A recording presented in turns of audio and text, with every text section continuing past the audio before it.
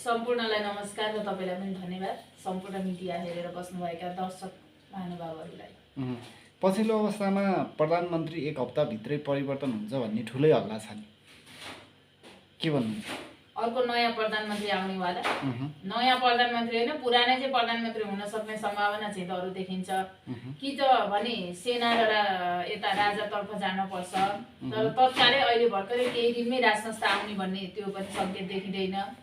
अर्को कुरा के भने सेना अगाडि छ र राष्ट्रपतिको ग्रह पनि बलियो भएको हुनाले केही यतैतिर छ। प्रधानमन्त्री केपी शर्मा ओलीका ग्रहले उहाँ हुन्जेली राजनीति गर्नलाई कसैलाई पछाड्ने मात्रै छ, माथि पुर्याउने देखिँदैन। उहाँकै ग्रह हाइएस्टमा छ, त्यसैले उहाँका ग्रहहरू अझै पनि उहाँ प्रधानमन्त्री हुन सक्ने चान्स चाहिँ अझै पनि छ। अब त्यो भविष्यवाणी मिल्नै पर्छ भन्ने त छैन, तर एकातर्फ काङ्ग्रेसकै हुनेवाला भनेर पनि देखिन्छ भने अर्कोतर्फ चाहिँ होइन सेना अथवा अर्कै केहीले एक्सन लिने हो कि भन्ने खालका पनि चलखेलहरू देखिन्छन्। तर पुनर्स्थापना भए पनि प्रधानमन्त्री केपी शर्मा ओलीकै ग्रह बलिया छन्। नभए तापनि देशमा केपी शर्मा ओलीलाई नै आवश्यक पर्ने, उहाँले सोचेकै चाहेकै कुरा हुने खालको ग्रह चाहिँ देखिन्छ। भनेपछि अब राजनीतिज्ञ त म होइन, राजनीति शास्त्र पनि अध्ययन गरेको होइन, मात्र मेजर नेपाली एजुकेसन पढेको हुँ। केही सामाजिक, केही सांस्कृतिक, केही समाजका केही कुराहरू पढियो होला जमानामा। आजभन्दा 12-13 वर्ष अगाडि पढेको कुरा अहिलेसम्म टिपोट गरेर राख्ने कुरा पनि भएन। दिमागले अरूको हेर्दा हेर्दै म व्यस्त छु, तर राजनीतिक शास्त्र चाहिँ मैले अध्ययन गरेको होइन। तर गणतन्त्र आएकै मितिबाट खुलेआम खुलेरै बोल्ने एउटा भित्रको अलौकिक बाणीबाट देखेर देशको बारेमा बुझेर सबै कुरा मनन चिन्तन जनताहरूले भोलि यही चाहन्छन् भन्ने खालको मेरो अदृश्य शक्तिले चाहिँ मैले यो बाणी गरेको छु। र मैले केपी शर्मा ओली प्रधानमन्त्रीको घरमा गएर पनि यही कुरा बोलेको थिएँ। उहाँलाई कसैले हेप्न ठग्न हडप्न सक्दैन।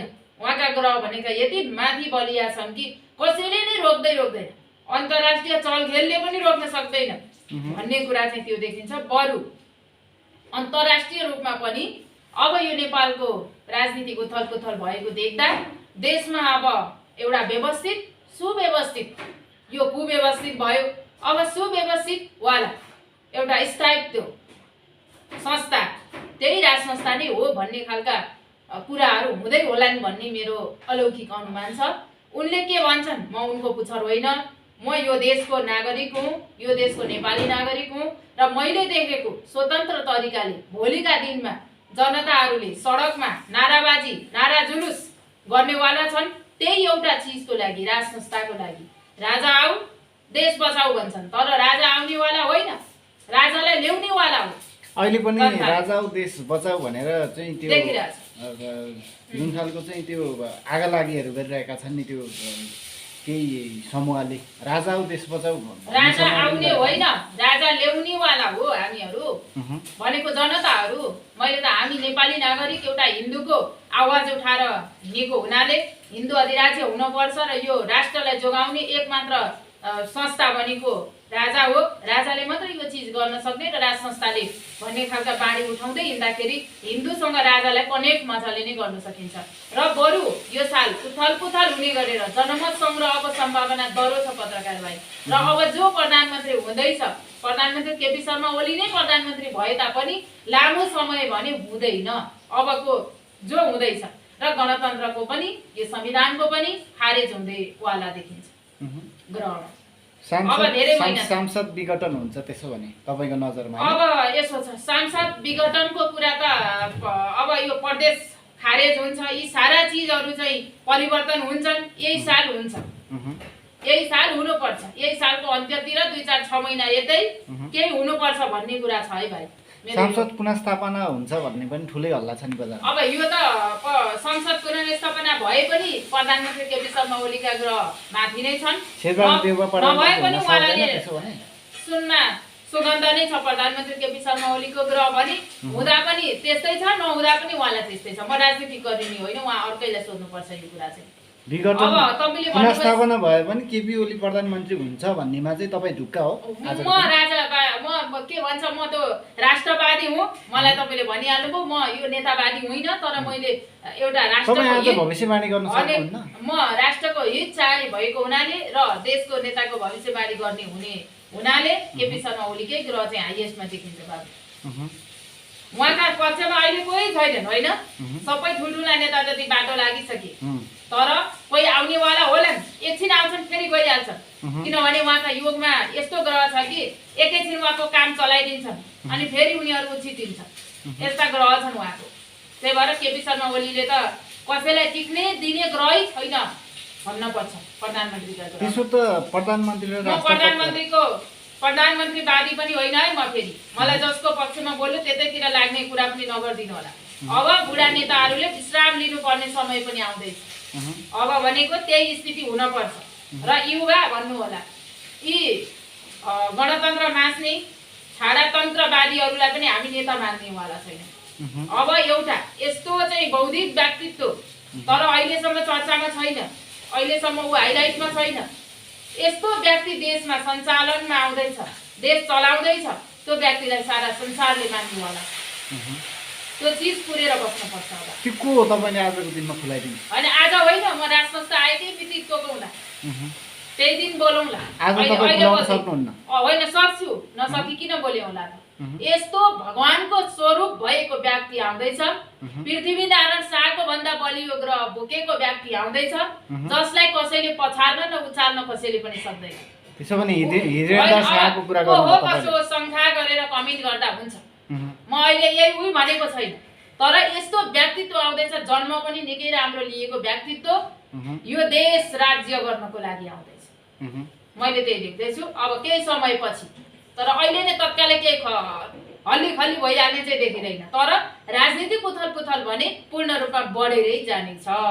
यो बाढी पहिरो पानी परेर निरन्तर बढिरहेको छ, त्यो भन्दा बढ्ता बाढी पहिरो चाहिँ राजनीतिक हुनेवाला छ है पत्रकार भाइ। यो 72 भनेछु, 77 देखि नै बोल्दैछु, भएको भइ नै छ, कुनै दिन निरन्तर जारी छैन कि देश राम्रो हो भनेर। बरु यता हेर्नुहोस् है, 72 साल यो देश गरिबीको माहौलमा हुन्छ भन्दाखेरि पत्रकार सन्तोष निरौलाहरूसँग मैले बोले, ए हुन्छ र यो गरिबीको ऊ बढ्छ, ऋणी बन्छ भन्दाखेरि उनीहरूले उडाएर बसे। आज 15, 16, 17 खर्ब ऋण भयो, भोलि केही समयपछि नै 20 खर्बको ऋण निकाल्नेवाला छन्। यो ऋणी देशमा राजा ज्ञानेन्द्र, श्री 5 ज्ञानेन्द्र वीरविक्रम शाहदेव सरकारलाई पनि यो गद्दीमा बस्नु, यो देश सञ्चालन गर्नु रहर होइन, बाध्यताले राजालाई राजगद्दीमा राख्ने ग्रह देखिन्छ। किनभने राजालाई नै यहाँ राजा आउँदा हामी राम्रो भन्छौँ, हामी सबै अनुशासित हुन्छ, सब नियम कानुनहरू हुन्छ, त्यही धर्म संस्कारलाई जगेर्न हुन्छ, राजाले धर्म बचाउनुहुन्छ, त्यस कारणले यो राज संस्थाको आवश्यकता हो। तर राजालाई भने राजा हुनु रहर छैन। मैले पहिल्यै भेट्दै भनेको, पटक पटक भेट्दा पनि भनेको, उहाँले कहिल्यै पनि हुन त मैले भन्दा मेरो कुरा महाराजले कहाँ ओके गरिबक्सिन्थ्यो होला र, तर पनि मैले भगवानको रूपमा, विष्णुको अवतारको रूपमा राजालाई मानेको छु। म राजाको फोटो सदैव पूजा गर्छु, मन मस्तिष्कबाटै म मन्दिर जाँदिनँ।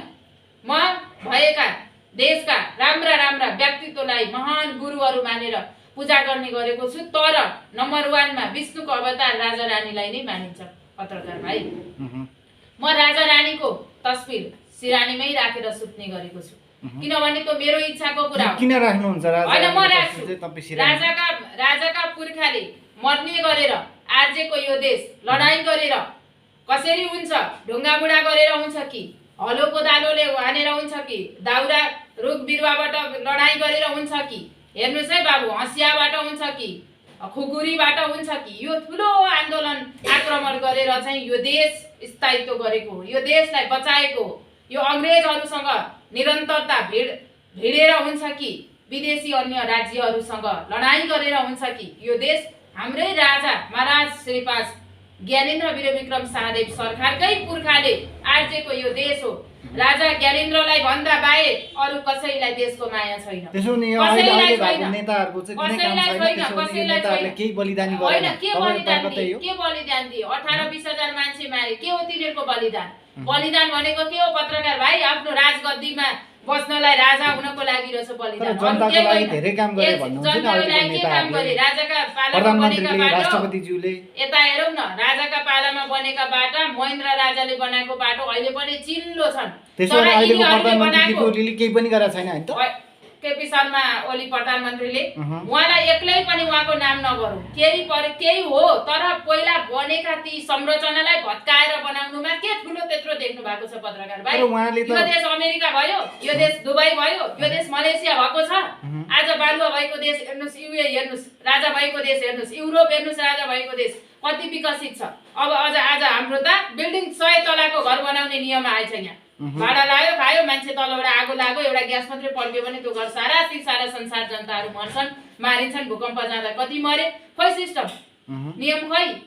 बरु 78 साल चाहिँ कानुन चाहिँ कडा हुन्छ, कानुन चाहिँ उग्र रूपमा बढेर जान्छ, कानुनले जनताको हितका लागि काम गर्ने चाहिँ छ है 78 सालमा। यति एउटा काम चाहिँ स्पष्ट हुनेछ पत्रकार भाइ। र तपाईले भन्नुभयो यी देशका नेताहरूबाट बरु देश गरिबी भयो, अन्य देशले हस्तक्षेप गरे, हातपात गर्दैछन्, अर्को देशले बलात्कार गरिरहेको छ। त्यस कारणले गर्दाखेरि मैले भन्नु खोजेको कुनै पनि परिवर्तन र विकास भने भएनन्। राजाका पालाकै स्कुलमा पढ्दैछौँ, राजाका पालाकै हस्पिटलमा उपचार गर्दैछौँ, राजाका पालामै बनेका प्लेनमा कुद्दैछौँ, राजाका पालामै बनेका एयरपोर्टबाट हामी इन्टरनेसनल नेसनल एयरपोर्टमा हामी हिँडिराखेका छौँ, गाडी कुदिराखेको छ। यो अहिले त 8 फुटे र 4 फुटे 5 फुटे भनिया छ, बाइक पनि पस्न नसक्ने जग्गामा करोडौँको मूल्य तोकेको छ। राजाका पालामा चाहिँ 5.5 देखि 6,000 ऋण थियो, आज हेर्नुहोस् 55,000 भन्दा बढी माथि ऋण हुँदैछ। नेपालीहरूले भोलि कर तिर्न जानुपर्ने, त्यस कारणले गर्दा यो स्थिति छ। हेर्नु पत्रकार भाइ, तपाईँ कर तिर्न जानुहुन्छ, ऊ एउटा बहिनी आउँदै हुनुहुन्थ्यो, माताज्यू त्यो संस्था फाउन्डेसन रहेछ, साह्रो पर्छ यसलाई भन्यो, मलाई त्यो चलाउनु मन भएन, मलाई गाह्रो त कुरो सुनेर म अगाएँ। अब कहिले वडा भन्छ, कहिले नगरपालिका, तपाईँ पोहोर देखिहाल्नु भएछ भाइ, कहिले कहाँ के को मन्त्रालय भन्छ। यस्तो पैसा खुवाउन सकिँदैन पत्रकार भाइ। त्यसले गर्दाखेरि अब हामीलाई मियो बिनाको दाई भएको छ। अब एउटा इमान्दार, असल, विद्वान, सज्जन, भ्रष्टाचार नगर्ने, योग्य, एकदमै शक्तिशाली व्यक्तिको आवश्यकता छ। त्यो व्यक्ति अहिले केही चर्चामा होला, तर पर्दाभित्र बाहिर देखिएको छैन। हो, यस्तो व्यक्तिको आवश्यकता छ र नेपाललाई यही चिजले अगाडि बढाउँछ भन्ने कुरा छ, तर राज संस्था आएपछि मात्रै। तपाईले राजाको चाहिँ किन धेरै यति वकालत गर्नुहुन्छ? के पाउनुहुन्छ तपाईले? होइन, मैले के पाउँछु कि भनेर वकालत गरेको होइन। मैले अहिले केपी शर्मा ओलीको पनि वकालत गरेँ कि केपी शर्मा ओलीले मलाई दिएर बोल्या हो। म कहिले माधव कुमार नेपालको वकालत गर्छु, के दिएर बोलेको? एकछिन है भाइ, राजाको त गर्छु, मेरो धर्म राजा, यो देश राजाको बुवाले आर्जेको राजाले सबै गर्यो भन्नुहुन्छ। एकछिन, राजाको बुवाले आर्जेको यो देश, राजाको बुवाले बाहिर देशबाट हस्तक्षेप हुनबाट बचाएको यो देश, राजा ज्ञानेन्द्र श्री 5 सरकारले अप्ठ्यारो पर्दा राजा भएको यो देश। आज देशमा अप्ठ्यारो पर्यो, आज यता सुनौँ न, आज देशमा अप्ठ्यारो पर्यो, उथलपुथल हुँदैछ, भाड भैलो मचिँदैछ, आगो लागि हुँदैछ, राजनीतिक सकिँदैछ, पतन हुँदैछ, गणतन्त्र सकिँदैछ, सङ्घीयता इन्डिङ हुँदैछ भनेपछि संविधान पनि खारेज हुँदैछ। अब आवश्यकता 2047 को संविधानसँगै राजा होस् हो त, केही मैले बोल्नै पर्दैन।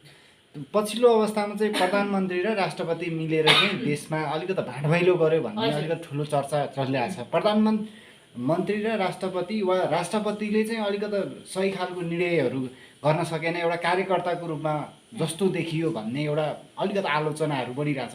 तपाईँ पनि एउटा महिला, एउटा अभियन्ता वा एउटा समाजसेवी हुनुहुन्छ, के भन्नुहुन्छ यो विषयमा? राष्ट्रपति र प्रधानमन्त्रीले गरेको कामप्रति त म त खुसी छु त।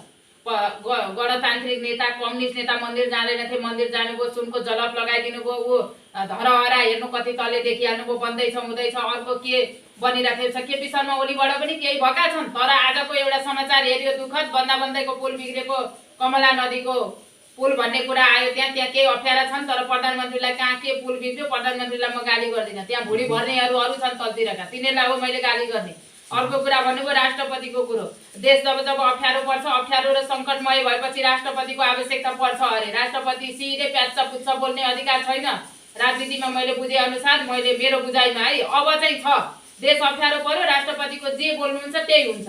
म महिलावादी भएर फेरि मैले राष्ट्रपतिको सपोर्ट गरेको भन्ने होइन, तर एउटा महिलामाथि कचिङ हुने गरी कराउनु धिक्कार छ, म यो भन्छु। म पनि राष्ट्रपतिले मलाई फेरि पैसा दिएर बोल्न लागेको होइन, तर उहाँले जे गर्दै हुनुहुन्छ आँट गर्नुहोस्, सब जनताले साथ दिन्छन्। राजा चाहिँ हिन्दू राज्य ल्याउनु पर्यो, राज संस्था फर्काउनु पर्यो, यही चाहन्छु। तर केपी शर्मा ओली र राष्ट्रपतिले राजा ल्याउँदै भन्ने खालको एक खालको बजारमा हल्ला छ। तर उहाँहरूले नै ल्याउँदै भनेर भन्दिनँ, वातावरण चाहिँ मिल्दै जाने योग चाहिँ उहाँले बनाइदिनुहुन्छ। उहाँले नै सडककै राजा ल्याउँदै अरे राजगद्दीमा राख्दै भन्दा चाहिँ राजा चाहिँ सडककै उहाँले ल्याउँदैमा चाहिँ राजा बस्ती बक्सिनमा, किनभने 3 करोड नेपालीहरूको आवाजले, बुलन्द आवाजले उनीहरूले गएर तानेर राजगद्दीमा ल्याउनुपर्छ। पहिला राजालाई गाली गरेको त्यो छाप आज जनताले भोग्नु परेको अवस्था छ। त्यो श्राप आफूलाई नै लागेको छ। राजालाई गाली गरे, जघन्य अपराधको आरोपहरू लगाइयो, राजा गालिन सरकारलाई, त्यो आरोप आज जनताले आफै भोग्दैछन्। पाप आफै हुँदैछ। हामीहरू अब बल्ल बुद्धि पलाउँदैछ। धेरैले राजा नै भन्दैछन्। माओवादीका नेता छुटेर गएकाले नै राजै आउँदै हो भनेको पनि सुन्दैछु भने काङ्ग्रेसका विभिन्न नेताजीहरू, पूर्व मन्त्रीहरूले पनि बोलेको अहिले म सुन्दैछु। राज संस्था फर्किन्छ अब भनेको कुरो, र मलाई पनि धेरैले फोन गर्ने गर्नुहुन्छ। भनेपछि राष्ट्रपति र प्रधानमन्त्रीको कुरा तपाईँले गर्दै गर्दा फेरि राजाकैतिर गयो भन्नुहुन्छ होला। जाने नै त्यतै हो त, म कता जाने त? धनकुटा जाउँ भने छोडेको घर, त्यहाँ बस्ने खाने हाडाभाडा बिग्रिसकेका होला, खिया लागिसक्यो होला, नजै छ, बसाइ सराई भएको छैन।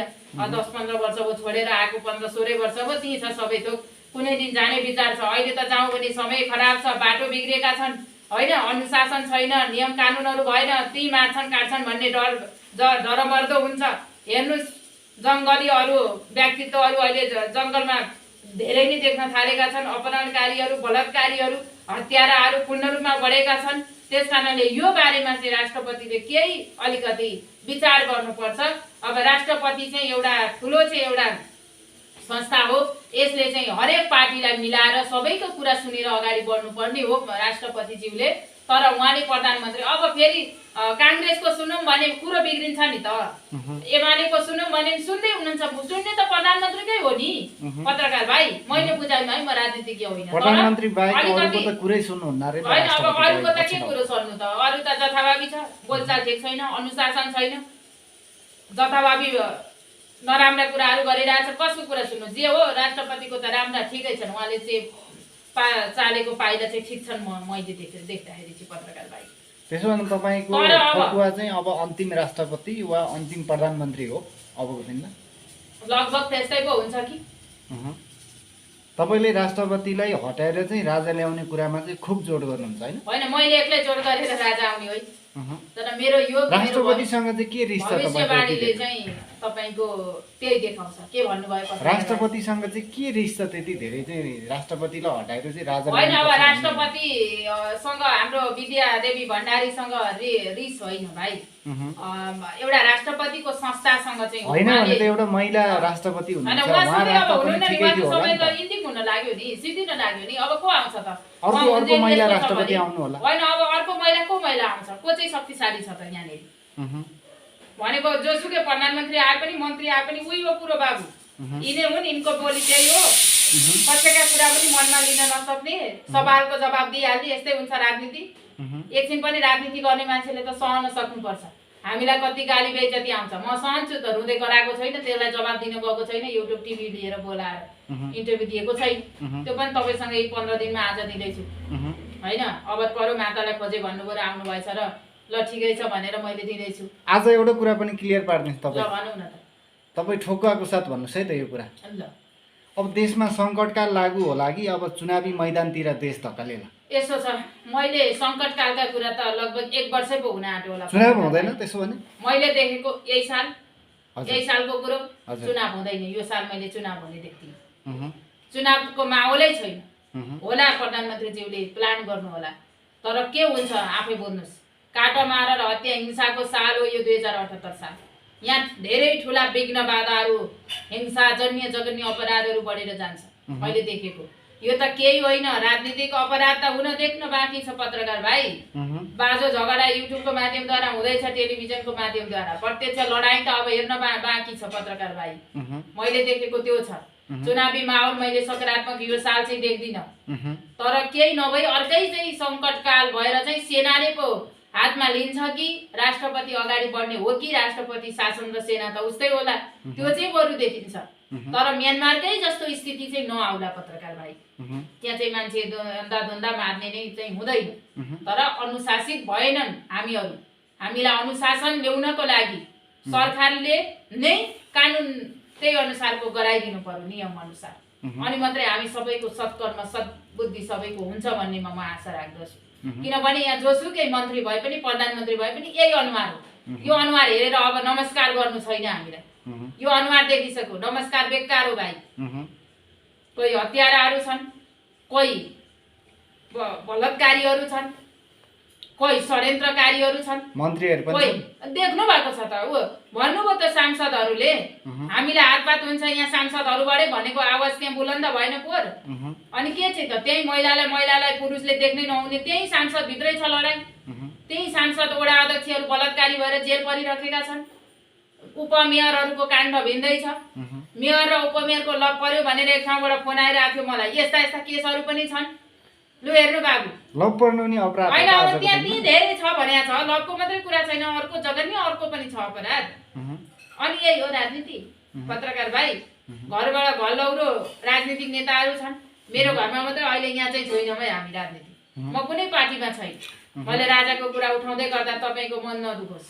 तपाईँ राजावादी पनि होइन, राष्ट्रवादी हो, म पनि राष्ट्रवादी हो। मैले धर्म र संस्कार बचाउनको लागि राजाको आवश्यकता छ। अब चाँडै आइसक्यो, इन्डिङ हुँदैछ यिनीहरूको भन्ने कुरामा म ढुक्क छु। यिनीहरूको इन्डिङ हुँदैछ। केपी शर्मा ओलीले जे प्लान गर्दै हुनुहुन्छ राइट प्लान छ र म केपी शर्मा ओलीले राजा ल्याउनुहुन्छ भन्दिनँ, तर उहाँले योजनाबद्ध तरिकाले त्यो नै स्थिति परिस्थिति गराइदिनुहुन्छ।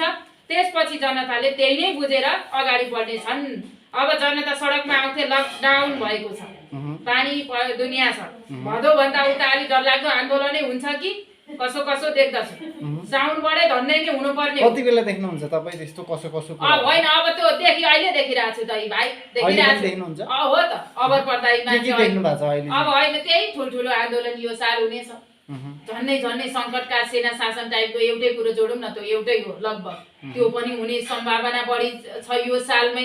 यही सालमा त, यो साल त पछाडि आउँदैछ त, अगाडि आउँदैछ त। अहिले असारो साउन भदौ गर्दै आउँदैछ समय र 6-7 महिना यतै केही हुनुपर्ने हो कि भन्नुपर्ने कुरा छ। केही त्यस्तो नयाँ व्यवस्था, नयाँ परिवर्तन, खालि त्यस्तो खालको चिज आउँछ जुन नयाँ भनेको हिजो काङ्ग्रेस थियो, आज एमाले आयो, भोलि माओवादी आउला।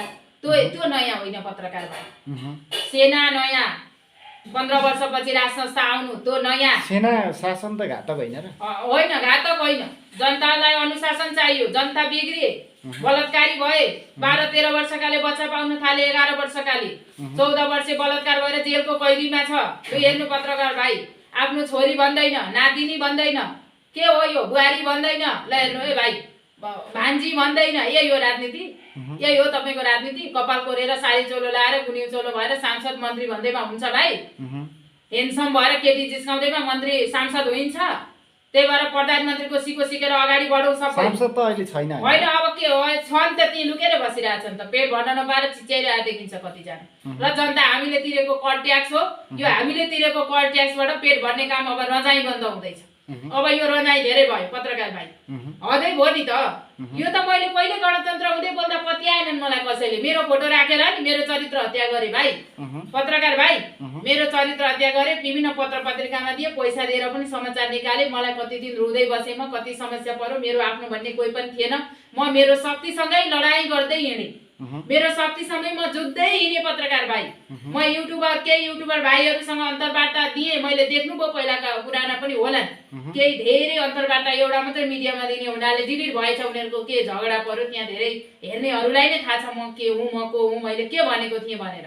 र धेरै जसो फेसबुकका लिङ्केज भएकाहरूले पनि त्यहाँ मलाई देख्नु भएको छ। फ्यान फलोअपहरू पनि 1.5 लाख लगभग हुनुहुन्छ।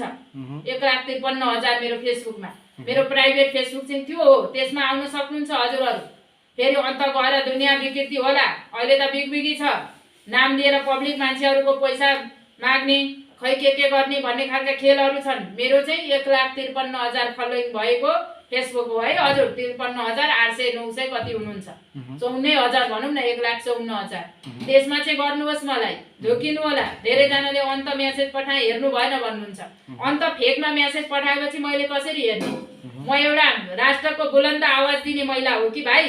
म समाजसेवी पनि हो, सामाजिक काम आफ्नो तरिकाले गरिराखेको छु। अभियन्ता चाहिँ नभनौँ बाबु, अहिले अभियन्ताहरू धेरै छन्। समाजमा हित हुने काम कार्य गर्ने सबै अभियन्ता होला। तपाईको एउटा त्यसमा चाहिँ 8 मात्रै गरेको हो मैले। र विशेष गरी तपाईलाई यो प्रश्न कतिको सोध्दा जायज होला कि नहोला, तपाईँले कोरोनामा त विश्वासै गर्नुहुन्न। पछिल्लो अवस्थामा यो कोरोनाको एउटा महामारी सँगसँगै अब अलिकति लकडाउन ठुलो हुँदै गएको छ। अब सवारी साधनहरू पनि जोर बिजोर प्रणालीमा चलिरहेको छ होइन। हरेक जिल्लामा अहिले सार्वजनिक यातायात पनि चलिरहेको छ। कस्तो लागिरहेको छ तपाईँलाई चाहिँ?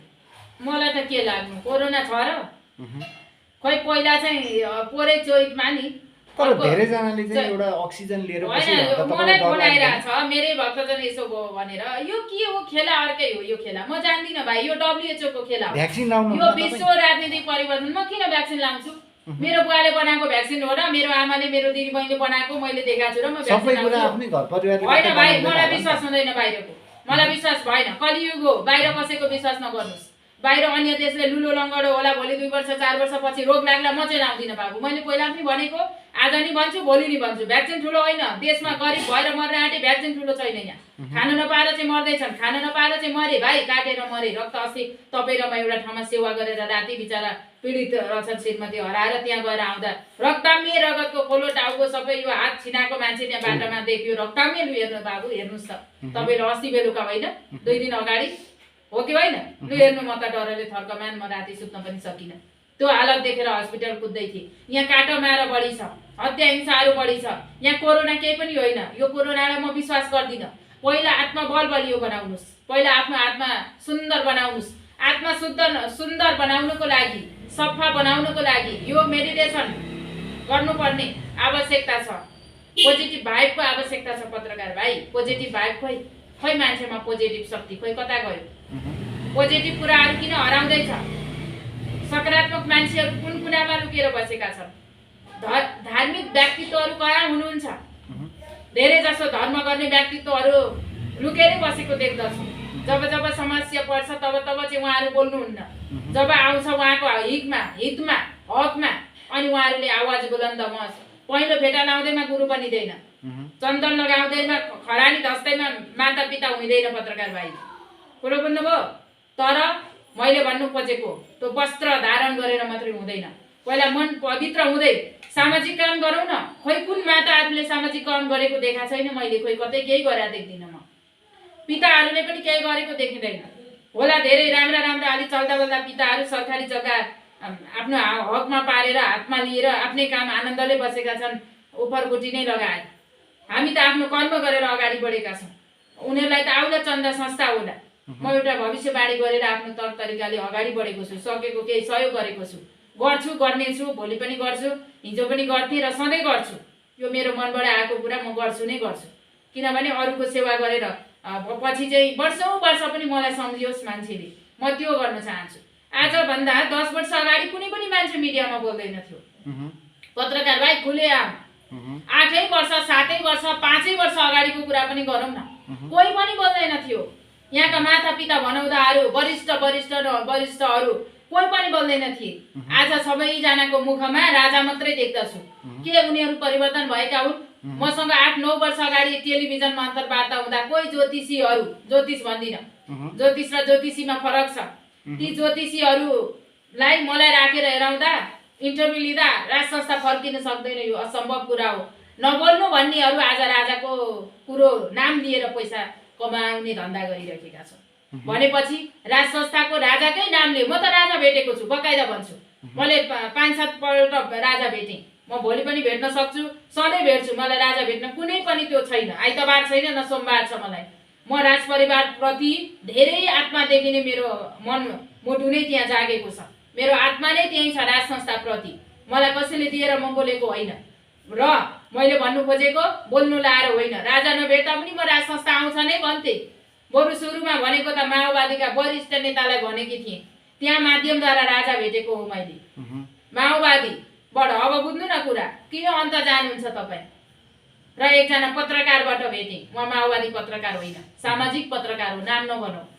र मैले भेटेँ, उहाँसँग घन्टौँ कुरा गरेँ। महाराधिराज सरकारसँग सबै कुरा गरेँ। मैले के कुरा, मेरो आफ्नो कुरा राखेँ होला, देशको स्थितिको बारेमा बताएँ होला। सबै कुरा राजनीति मात्रै नहुन सक्छन्, व्यक्तिगत कुरा पनि त हुन्छन् नि भाइ, होइन? कतिपय राजा भेट्न नपाएर कुर्लनेहरू हिजो अस्ति राजा भेटेर आउने भयो, हो राजा भन्ने पनि देख्दैछु। पहिला हुँदैन, आउँछ को माता भन्ने, को माताले भनेको, माताको विश्वास गर्ने हो अहिलेको जमानामा भन्नेहरू पनि अब राज संस्था भनेर मुख भएको मजाले नै देखिरहेको छु मैले। म कतै हराएको छैन, मरेको छैन, म जिउँदै छु। म अन्तर्वार्तामा आइन भनेर म हराएँ नभनिदिनु होला। मेरो आफ्नो व्यस्तता छ, भक्तजन दिनभरि हेर्नुपर्छ, तपाईँले पनि देख्नुभयो। यो अहिले यतिखेर तपाईँलाई टाइम दिनु पर्यो, सुत्न आराम गर्न पाउँदिनँ, दिमागले पनि त रेस्ट पाउनु पर्यो होला नि। अमेरिकाबाट टाइममा होल्डमा बस्नुभएको छ मान्छेहरू, झापा मोरङबाट फोन आउँछ, पूर्व पश्चिम उत्तर दक्षिणबाट फोन आउँछ, सबैलाई हजुर हजुर भन्दिँदा पनि म थकित हुन्छु। धेरै बोल्ने मान्छेको आयु कम हुन्छ भनेर शास्त्रमै छ, म धेरै बोल्नुपर्ने हुन्छ। भोलि मलाई छिटै मर्छु, यो कुरा मलाई पनि थाहा छ भाइ। फेरि मर्ने कुरा पनि गरियो यहाँ अलिकति। अब धेरै बोल्नुपर्छ, शक्ति कमजोर भएको छ। टाइममा खाना खाने टाइम हो, खाना सेलाइसक्यो, अघि नै सिटी लागेको देखिहाल्नुभयो तपाईँले। मेरो स्थिति यस्तै छ र म कुरो गर्दैछु। यो जनताको पीडा, यो दर्द म हेर्दा हेर्दा हेर्दा हेर्दा हेर्दा वाक्क पनि दिक्कै भइसके। अब एउटा संस्थाको आवश्यक छ, राज संस्था।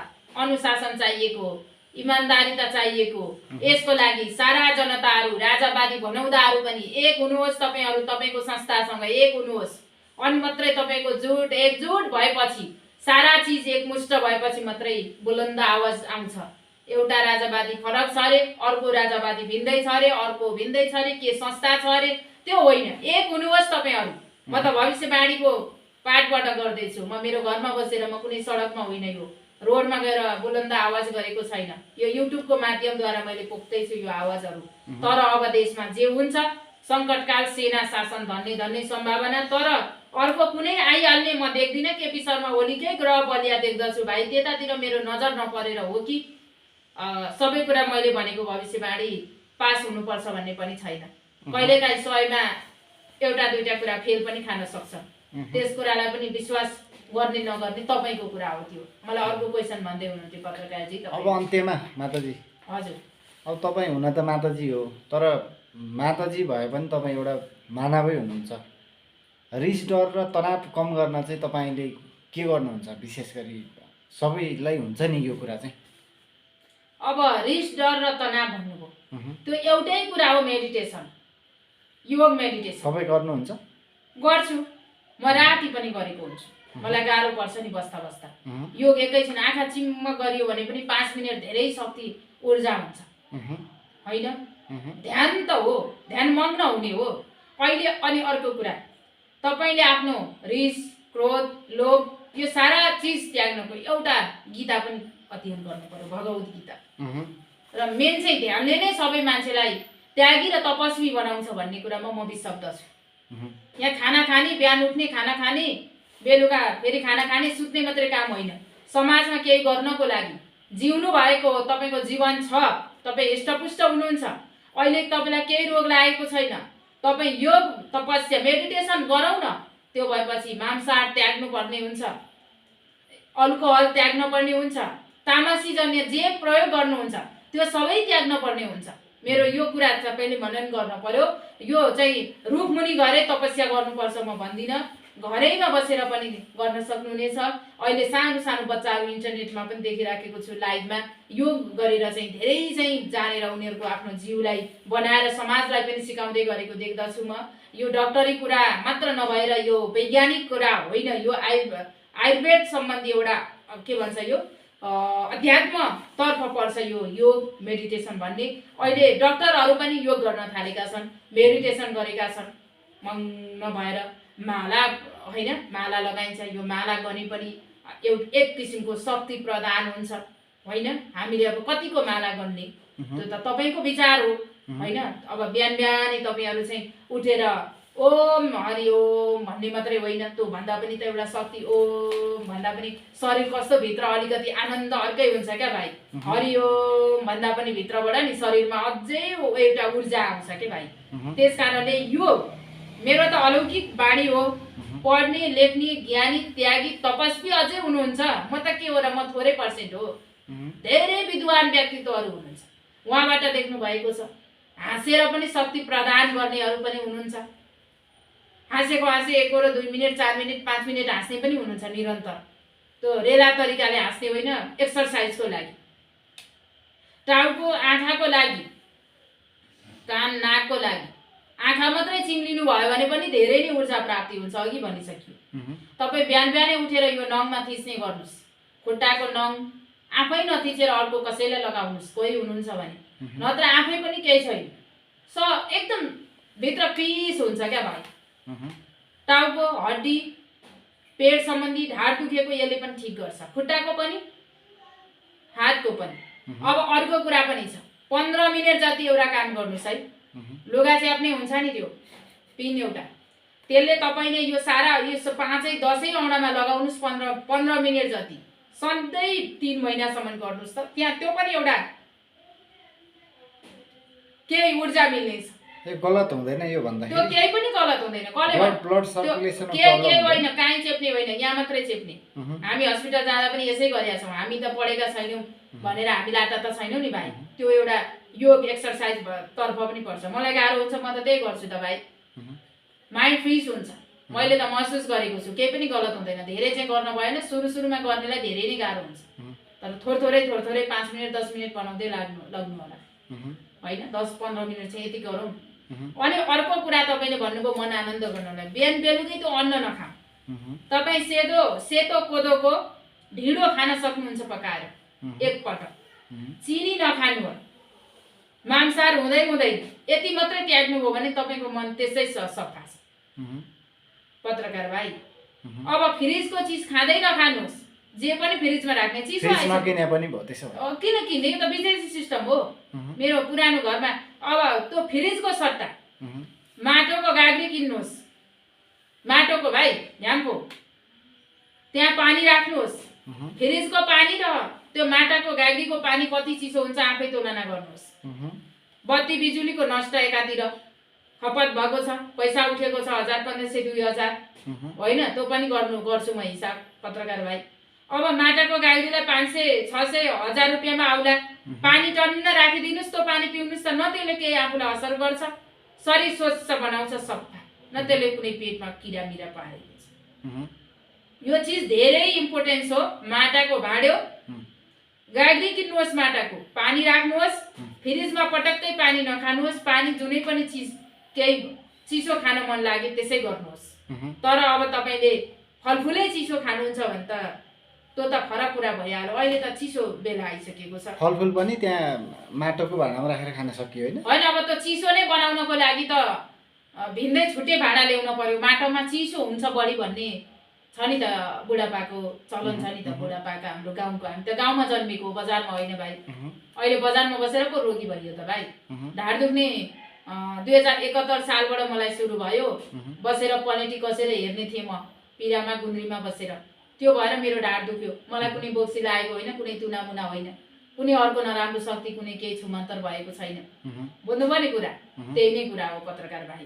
र सबै दर्शकले बुझ्नुभयो, आफ्नो घरमा माटोको गाग्री किनेर पानी राखेर, फ्रिजको पानी पनि विचार गर्नुहोस्, गाग्री पनि ल्याउनुहोस्, पानी राख्नुहोस्, कुन चिसो पानी हुन्छ मलाई फोन गर्नुहोस्। यो कुरा एकदम इम्पोर्टेन्स हो। पहिलाका आमा बुवाहरू, हाम्रा बुवाहरू, हजुरबाहरू, हजुरआमाहरू दहरा हुनुहुन्छ, आजसम्म उहाँलाई रोग छैन, तर सर पसेका बढी रोगी बन्नुको कारण यही हो। फ्रिजको चिज खानाले, ग्यासमा पकाएको खाना खानाले, यो कुदेका यस्ता चामल, यो मिलाइ बनाएका दाँत जस्ता सुकिला चामल बनाएको यो खानाले हामी बिग्रेका हौँ। विषादी तरकारीहरू खानाले आज हाम्रा गाउँका बारीहरू त्यसै चाहिँ जङ्गलमय बनेका छन्, त्यो चिजलाई वास्ता गरेको छैन। सरकारले एउटा नियम ल्याइदियोस् पत्रकार भाइ, म थोरै लास्टमा है, त्यो बाँझो बारी राख्नलाई जरिवानाको सिस्टम आइदियोस्। म पनि गएर गाउँ फाँडेर तरकारी रोप्न थाल्छु, अन्नपात लगाउन थाल्छु, खेताला लगाएर हुन्छ कि आफै गरेर हुन्छ। त्यस कारणले त्यत्रो धेरै बारी जङ्गलमय बनेको छ, त्यो चिजलाई पनि विचार गर्नुपर्छ। अब हामी सबैले गाउँ फर्किनुपर्ने हुन्छ, म यही भन्छु। अब आजभन्दा 10 वर्ष पछाडि हेर्दै जानुहोस् कति मान्छे बजारभित्रका मानिसहरू मर्छन्। कोरोनाको कुरा फरक छ, कोरोना म विश्वास पनि गर्दिनँ, अन्य तरिकाले नै मानिसहरू मर्छन्। सहर बजार पसेकालाई नै रोगी बढी छ, किडनी फेल त्यही भएको छ। पहिला सुगर हुनु, बढी मांसाहार गर्नाले, चिया बढी खानाले, चिनी खानाले सुगर हुन्छ, सुगर भएपछि किडनी फेलियर हुँदो रहेछ। बुझ्नुभयो नि, क्यान्सर हुने सबै तरिका त्यही नै हो। यति कुरो बुझिदिनुहोस्। योग मेडिटेसन एक्सर्साइज बिहान बेलुका हिँड्ने पनि गर्नुहुन्छ होला, हिँड्ने छैन ठाउँ जग्गा भने अलि वरपर हिँड्ने पनि गर्नुहोस्। तनाव डिप्रेसन पनि धेरै छ नि पछिल्लो अवस्थामा, कारणै त्यही भएको हो। के कारणले? माछा मासु, चिया, होटलको खाना के गर्नु पर्ला? अब त्यही योग मेडिटेसन अघि नै कुरा गरिसकेँ। तामाको गागीमा राखेको पानी पिउनुहोस्, ठन्डा त्यसले यति दियो जिउलाई सन्चो आराम। अब कोइलामा पकाएको खानाले जिउलाई कति सहज हुन्छ, त्यो खाना कति मिठो हुन्छ, ग्यासमा पकाएको खाना हामी विचार गर्नु। अचार पिन्दा पनि हामी सिलौटोमा पिनेर लोहोराले पिने कति मिठो हुन्थ्यो भाइ। अहिले त त्यो भ्यार आवाज आउँछ, त्यो लाइट जोडेर अनि आवाज आउँछ, त्यसको न स्वाद केही फरक छ होइन भन्नु त। यो चिज छ। अब एउटा सजिलो कुरा छ घरेलु, तिल पाउनुहुन्छ होला, कालो या सेतो तिल। 1 चम्चा खाना खाएको 1-2 घन्टा पछि दिउँसोतिर, कति बजे 2-3 घन्टा कति बजे खानुहुन्छ खाना, त्यसको 1-2 घन्टा पछि 1 चम्चा तिल मर्याङ चबाएर खाने गर्नु होला। 1 महिनासम्म त्यसले धेरै राम्रो काम गर्छ। यति उपाय मैले जानकारी दिएँ। कसले चाहिँ खानु पर्यो? सबैले मैले पनि, म पनि खान्छु। डिप्रेसनको बिरामी दिन होइन, धेरै नसाको समस्या त्यसले एकदमै ठिक गर्छ। त्यो तिलको अचार खाँदा मान्छेलाई कति फ्रेस हुन्छ, आहा कस्तो स्वादिष्ट भन्छ नि मान्छेहरू, मैले देखेँ। तर त्यो मर्याङ चबाएर राम्रोसँग हेरेर है, फेरि त्यहाँ पिन होला, काँटीहरू हुन सक्छन्, खोरहरू हुन सक्छ, राम्रोसँग कुदेर बनाएर पखालेर सुकाएर बट्टामा राखेर खाने गरौँ। यो औषधि हो। 1 चम्चा तिल, सेतो तिल भए झन् राम्रो भन्दै मेरो खाना सेलायो भन्ने आदेश आइसक्यो। अब बिदा हुनुपर्छ पत्रकार भाइ। हस्, तपाईँले धेरै धन्यवाद। हजुर, धन्यवाद सम्पूर्णलाई, हेरेर बस्नुभएका सम्पूर्ण दर्शकहरू, महानुभाव सम्पूर्णलाई मेरो मुरीमुरी सम्झना र नमस्कार।